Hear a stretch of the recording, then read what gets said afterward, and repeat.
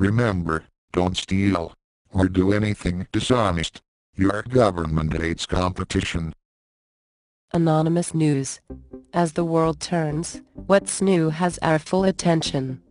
Join us to post what mainstream media will not, the truth. If you do not want this read to you, click links I'll read below. Thanks. Monday, March 26, 2012. Australian Attorney General's non-response on Assange. Like other form letter responses from Australian Labor Party MPs and senators, it includes some fine language about general principles while pointing out that the Gillard government has managed to do the bare minimum in response to the USA's witch hunt of Julian Assange. Roxon's department insists the government's role is to seek to ensure due process is followed, and that they have obtained assurances from the Swedish government that Mr Assange's case will proceed in accordance with due process. One can only assume that they have not bothered to examine all the facts surrounding this case in Sweden, because due process has already been ignored many times over. The letter also notes that the Australian government is not currently aware of any changes against or indictment for Mr Assange being planned by the United States government. Oh really? Have they not read about the United States grand jury investigations? Have they not seen the Stratfor emails? Of course they have. And they have also had consular officials sitting in the courtroom at Bradley Manning's court-martial. So they have heard defense concerns that Manning was being pressured to make a case against Assange. How much more will the United States government be allowed to do before Australia can admit there are changes against or indictment for Mr Assange being planned by the United States government?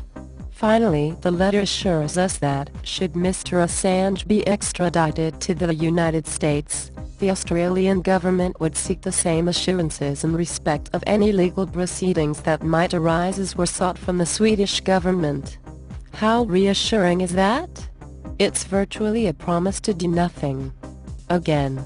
Meanwhile, the Australian government is voting in new laws that will make it harder for groups like WikiLeaks to operate legally. And the Washington Post quotes a senior Australian official, speaking anonymously of course, boasting about increased military cooperation, including a new base for the United States Marines in Darwin.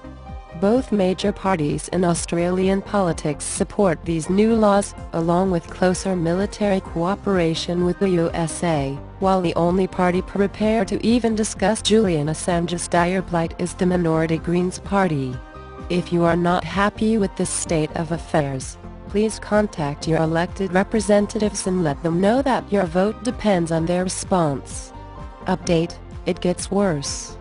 @Kowalski has just tweeted a second response from the AG's department which is even more anti-Assange, calling the release of the United States government documents reckless, irresponsible and potentially dangerous.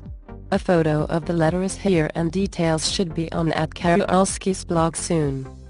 Your government working hard to protect you itself from you? Please help share this article with others. See links to this below. Thanks.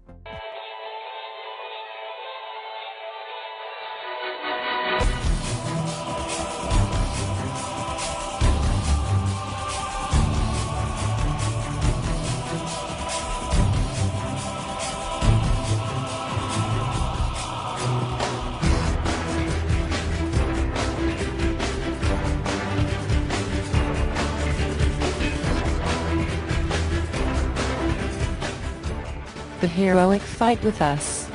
The honest support us. The corrupt fear us. For we are anonymous. We are legion. We do not forget. We do not forgive. Expect us to expose you.